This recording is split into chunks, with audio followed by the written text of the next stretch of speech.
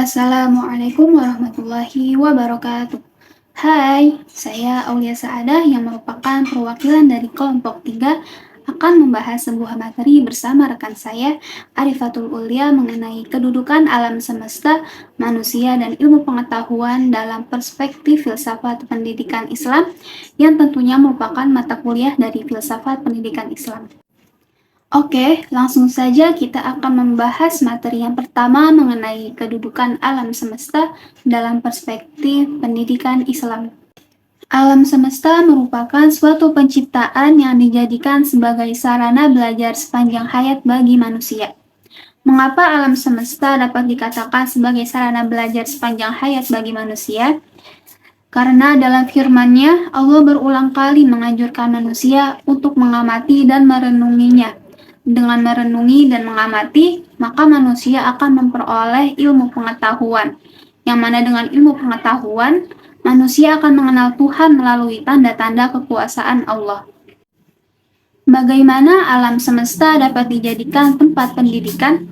Alam dapat dicontohkan sebagai perpustakaan yang abadi dan paling luas ilmunya. Jika halnya buku yang dijumpai di perpustakaan yang kita baca dan pada akhirnya akan mencapai halaman terakhir dari buku tersebut, namun hal itu berbeda dengan alam yang setiap langkah kaki kita berjalan, ada banyak pelajaran yang dapat kita ambil. Dengan menjadikan alam semesta tempat pendidikan sepanjang hayat, yang mana jika kita mau menjadi orang-orang yang senantiasa berpikir, mau belajar dari segala apa yang kita lihat, dan selalu menjadikan pelajaran terhadap kejadian di alam semesta ini. Dalam jurnal yang dikutip oleh Napitupulu tahun 2017 pada halaman 13, alam semesta merupakan institusi pendidikan, yaitu tempat di mana manusia dididik, dibina, dilatih, dan dibimbing agar berkemampuan merealisasikan atau mewujudkan fungsi dan tugasnya di bumi Allah ini sebagai khalifah dan hambanya, melalui sarana yang disebut dengan pendidikan Islam. Pendidikan Islam berfungsi mengarahkan para pendidik dalam membina generasi penerus yang mandiri, cerdas, berkepribadian sempurna, serta bertanggung jawab dalam menjalani hidupnya sebagai hamba Allah, makhluk individu, dan sosial menuju terbentuknya kebudayaan Islam.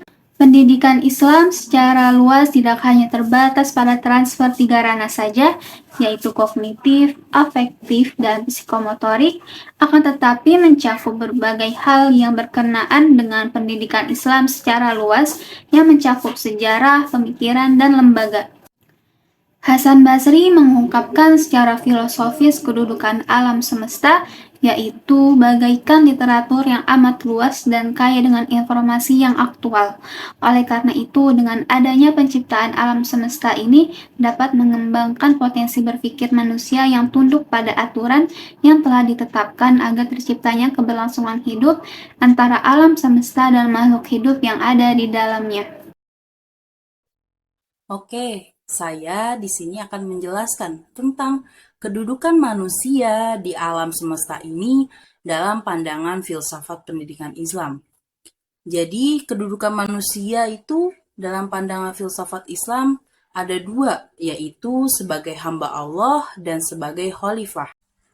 Dalam kedudukan manusia sebagai hamba Allah, hal itu telah tertulis di dalam Al-Quran surat Az-Zariyat ayat 56 yang berarti, dan aku tidak menciptakan jin dan manusia melainkan supaya mereka mengabdi kepadaku. Ya, jadi Allah menyebutkan dalam surat itu adanya penciptaan jin dan manusia itu bertujuan untuk beribadah kepadanya. Dalam artian, Allah menegaskan bahwa manusia sebagai hamba Allah itu harus melakukan segala sesuatunya hanya kepada Allah atau dengan tujuan hanya untuk beribadah kepada Allah. Selanjutnya kita akan melihat bagaimana sih kedudukan manusia sebagai khalifah itu, dan adapun yang menyebabkan khalifah itu penting di dunia ini itu apa, dan kenapa harus ada khalifah di dunia ini.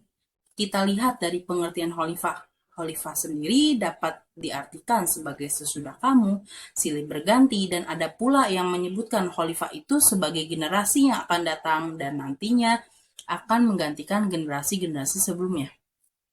Dapat disimpulkan, khalifah itu diartikan sebagai pengganti atau sebagai wakil Allah di dunia.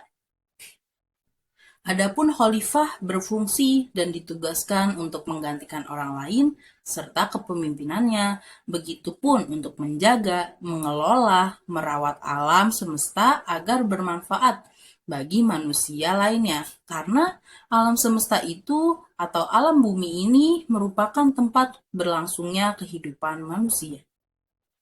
Jika dilihat dari fungsi dan tugas khalifah itu, hal tersebut dapat melatar belakangi kenapa sih di dunia ini harus ada khalifah?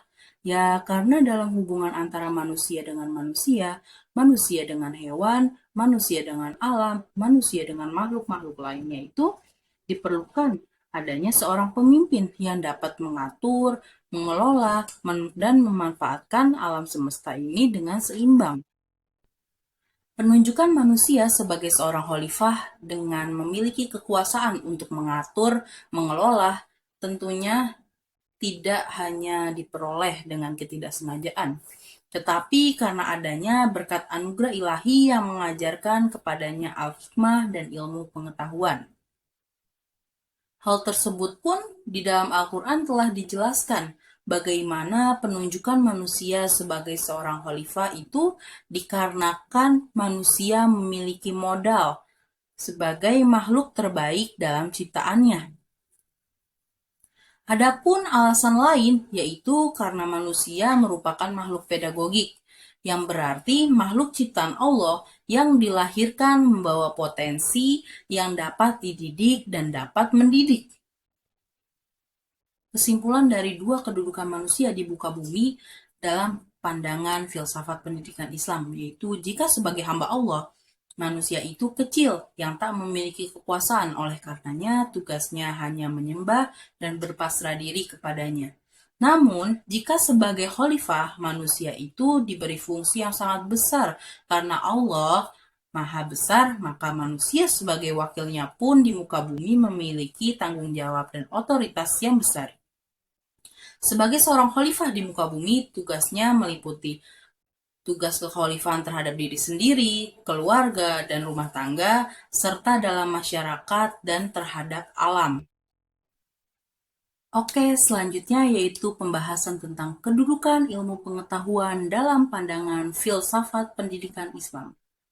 Ilmu pengetahuan itu sangatlah penting karena berfungsi sebagai alat untuk mencari kebenaran dengan proses pengamatan, penelitian, dan percobaan.